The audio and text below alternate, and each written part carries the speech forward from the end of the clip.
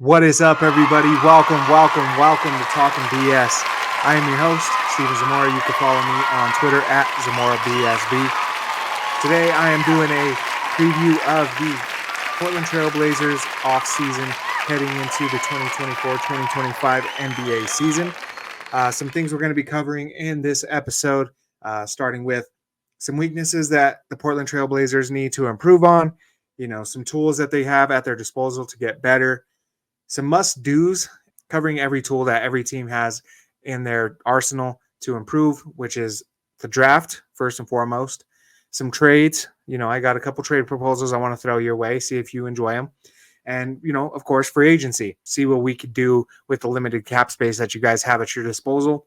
And at the end, we're going to put together a rotation that I think you guys will be really proud of and really excited about heading into the next season. So if you can, before we get into this, like the channel. If you do enjoy this, at the end, I ask that you subscribe to the channel. That'd be really helpful. I'm trying to get this channel growing, hoping that I can get to 100 pretty soon. Let's get into this because I'm really excited, man. I really am. You guys got Scoot Henderson, who was one of my favorite picks coming out of last year's draft. You got Shaedon Sharpe, who's one of my favorite athletes in the entire NBA. I want to try to see what we could do to build around those guys and, get you some more talent in Portland. So you could get rebuilding around those two guys specifically and, see if we can add some more talent to this team. All right. So some of the biggest weaknesses that Portland needs to upgrade. Okay. You were 29th in the NBA in points per game. You were 26th in the NBA in points in the paint per game, 30th in assists per game, 30th in assist to turnover ratio, 30th in fast break points allowed, 30th in effective field goal percentage, 30th in three-point percentage, and 29th in shooting percentage. Now, what that tells me is you guys do not have many shooters on this team, which makes sense, right? You guys started a lineup with Scoot Henderson and, Matisse Thybulle played a lot, even though he had a pretty good year shooting-wise, but, it's still Matisse Thybulle. And you don't really have, a premier three-point shooter on this team. So a lot of shooting woes going into this. A lot of offensive inefficiencies, but also some defensive ones. That's what happens when your team is, 21-61. So we're going to try to address some of those in this video. So what you guys have at your disposal to get better. You got the 7th overall pick in the draft. You got the 14th overall pick in the draft. You also have 34th and 40th overall. Those are 2 second-round picks. You got DeAndre Ayton, Jeremy Grant, Anthony Simons, and Malcolm Brogdon contracts that are all tradable. 11 first and 7 second-round picks in the draft until the year 2030. Some things that you guys have got to take care of before we go any further into this process. You got to figure out who you're keeping to build around Scoot. Shed some of the veteran salary and get your books in order for the future.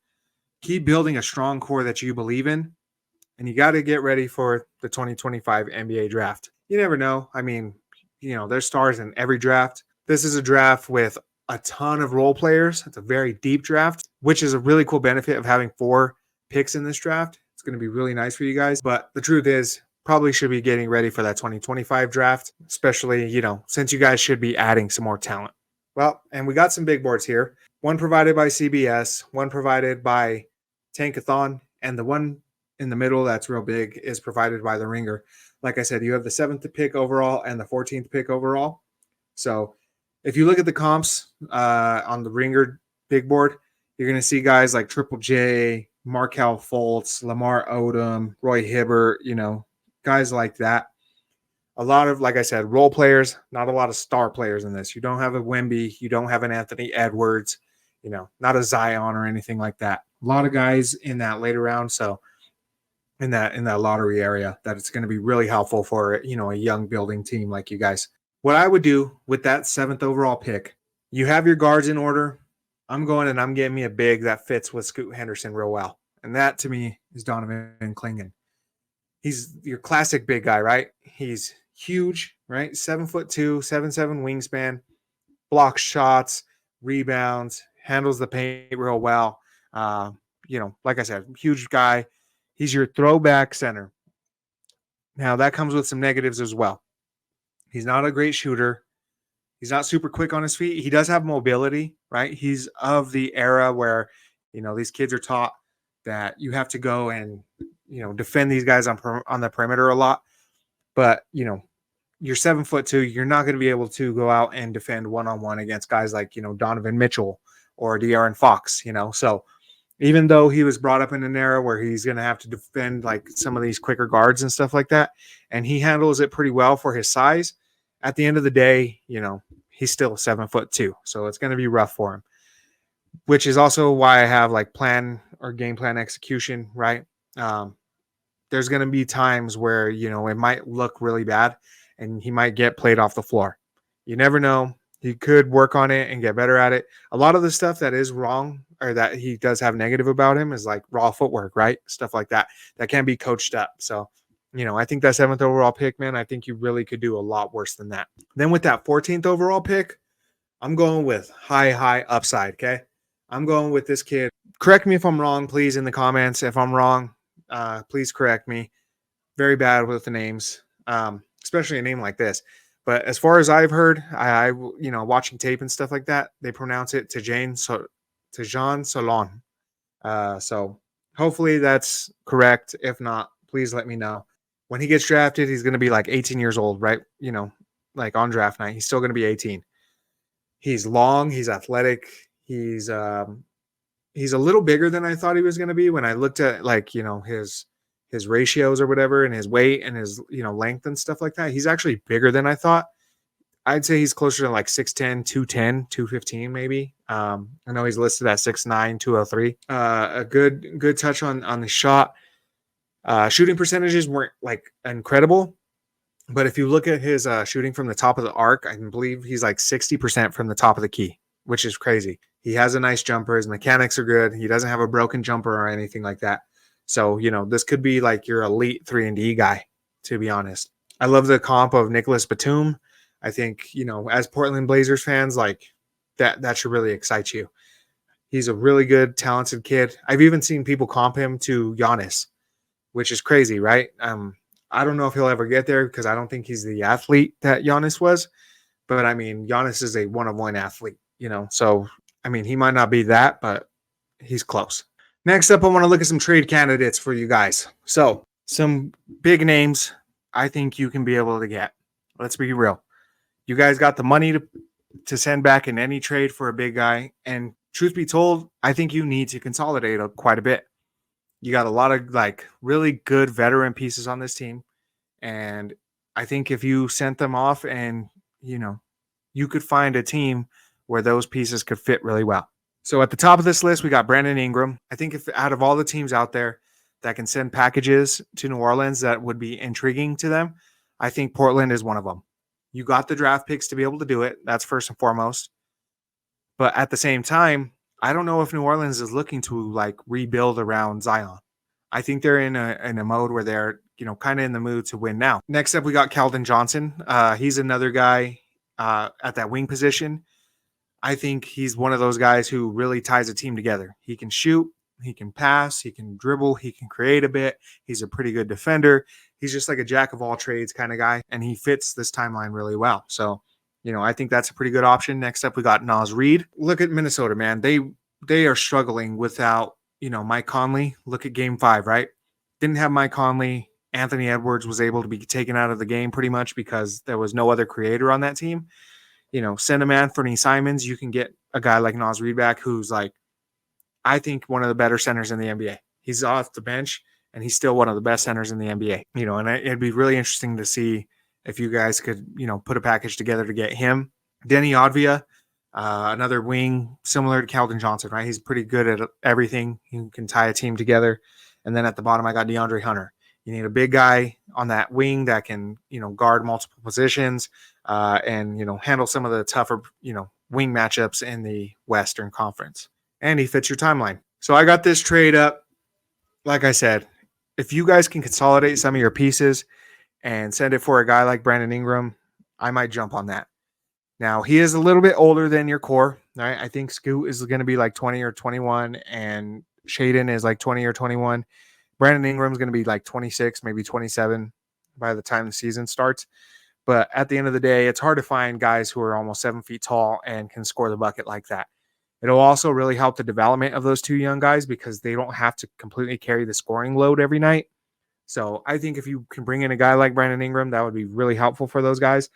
And all you got to do is give up, some guys that are basically just being paid a ton of money to lose. They could use a point guard who can really set the table and help Zion get some easy looks. Brogdon's real good at that. You can send him Jeremy Grant, who is another big forward who can handle some of the defensive assignments that Zion doesn't, shouldn't probably be taking on. And he's also a very good outside shooter, good scorer of the ball. So he can help someone relieve that scoring pressure that they're going to be giving up with Brandon Ingram. And then, Robert Williams, like I said, he's a really good fit theoretically next to Zion as long as he can stay healthy. In order to make that work, you got to send McCollum off because the money just wouldn't match. Detroit has a ton of cap space. So, send McCollum and possibly Jordan Hawkins over to those guys, or, maybe a first round pick if New Orleans doesn't want to get off of Hawkins. And, send them a first round pick, take that money on for McCollum. I think that's a good trade for those guys. And, New Orleans gets a bunch of pieces back for Brandon Ingram that helps keep them contending. And, Portland, you get a guy who helps with the development of your young guys. So I put one together that's a little more realistic, and this is one we're actually going to be going forward with. To Orlando, we're sending Anthony Penny Hardaway Simons. Portland is going to be sending back Jonathan Isaac, the 18th overall pick in the draft, and a 2025 first via Denver. The reason I like this trade is it just adds another wing who basically guards 1 through 5, right? Isaac is one of the best defenders in the NBA when he is healthy. You get a couple draft picks back in that because, kind of as a tax of like, we don't know if this guy is going to be healthy. But at the same time, you guys are young. He's young. And you can give him some time. If he does get hurt, it's not the end of the world. You guys aren't probably going to be winning many games next year anyway. And, it's worth a shot. You add a guy who's almost 7 feet tall and can guard guards, which is crazy.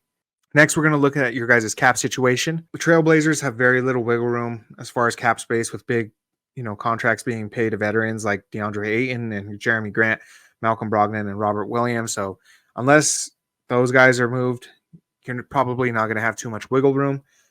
And as you can see, like guys are making about $35 million, $25 million, all up and down the caps, up and down the sheet. And so, not a lot of room there for you guys, especially if you're not going to like consolidate and go, get somebody else like that. This is a list of guys I think that you'd be able to afford. And, the free agent class is similar to the draft class this year. Doesn't have a lot of star talent. Not that you would be able to afford it anyway, but it's very deep and you can get a lot of really good, talented guys in free agency. I want to start at the top, Najee Marshall. Another big forward who can kind of tie the room together, like I was mentioning with Calvin Johnson and Denny Advia. Guy who can shoot the ball a little bit. He actually had his best career shooting year last year at like 38%. With Haywood Highsmith or KJ Martin, those guys are a little bit more risky, just a little more unproven in my opinion. But, kind of the same deal. Big guys, forwards who can, defend and shoot. Then you got guys like Dennis Smith Jr., Luke Kennard, Davis Bertans, Justin Holiday. These are more of like veteran guys who I think you could use to, bring in some veteran experience and, be backups just in case like any of your young guys get hurt or just don't work out or, stuff like that. Also, a lot of shooters there. A lot of spacing is, definitely needed on this team. Like I said, very low shooting percentages for this team last year. Then after that, you got Cam Reddish, Bol, James Wiseman, Mo Bamba, Killian Hayes. These are going to be kind of your flyer types. You guys that, are kind of, let's be honest, on the fringes of NBA, of being on an NBA team anymore. But, you guys are in a position where you could take on guys like that and, give them an opportunity to see if they can provide anything for you. And the last thing in order here is we're going to look at a rotation that we have put together through this process. Let's start with the point guard. Of course, we're going to have Scoot Henderson, right? He is the franchise so far for you guys. We'll see how that works out. We kept Malcolm Brogdon. At the end of the day, like I said, Scoot Henderson had a bit of a rough year for his rookie year. Definitely think he could turn that around. I'm a believer in Scoot, but it doesn't hurt to have a good veteran like Malcolm Brogdon in there to back him up. And worst comes to worst, you could trade him at the trade deadline, where I think you could probably charge a premium. Right? A lot of teams might be looking for a playoff spot, and, if their point guard goes down, you can really charge a lot for getting Malcolm Brogdon on a good team there. At that 2 guard, we got Shaedon Sharpe and Matisse Thybulle. Shaedon is coming into his 3rd year, and I think it's a big year for him. I think aiming for a 20-point per game, season isn't out of the cards, in my opinion. You got Jeremy Grant there at the 3 with Najee Marshall backing him up. I think Najee, like I said, is a great free agent signing for you guys. It's the reason he was at the top of the list. I think he would fit great in Portland, and I think he brings a lot of the intangible stuff that you guys need, especially at that wing position. At the 4, you got Jabari Walker starting with Jonathan Isaac as his backup. You can honestly flip that if you'd like. I don't know if I trust Jonathan Isaac to stay healthy. Jabari had a good season last year. I'd give him the shot. I'd say you're in the starting lineup. If you can't handle it, we got Isaac backing you up. So I really like your guys' wing setup here. And then at the 5, you got DeAndre Ayton. He ain't going nowhere, people. Let's just be real. He ain't going nowhere. That contract is way too crazy to try to trade. You might be able to do it by next year when it's an expiring contract, but as of right now, he ain't going anywhere. And then you got Donovan Clingan. You're ready for the future whenever Ayton decides, or if you decide to get off of Ayton's contract or send him somewhere else. You got Clingan in the wings waiting to take over and, be Scoot's partner for the next 10 years. You got size like crazy, right? You're going to need that for, you got Jokic in your division. You're going to need that size. You're going to need that positional versatility. It all depends on the development of Scoot Henderson. So I think it's a great rotation. I think you guys have a very bright future. I'm super excited for the Blazers to see where they can go. You got a bright future ahead of you, man. I'm a believer in Scoot. I think the kid's going to be a stud, an absolute superstar. I went to 2 Portland games this year where, Denver played Portland. I have never seen somebody move like that kid. I went to a lot of games, man. That kid is special. He moves like he's electric. He really is electric. He had one of his best games of the season against Denver this year. It was nuts. You got so many good young guys, especially if you go and draft Clingan, you go and draft Salon. I think sky is the limit for you guys. So if you're still here, thank you so much. I appreciate you from the bottom of my heart. If you do like this content, please like the channel, subscribe, hit the little bell notification, let you know when the next one's going to be uploaded. I'm trying to upload these every day by 7 a.m. If you can, please like and subscribe to the channel, and I appreciate you guys so much. Have a great day.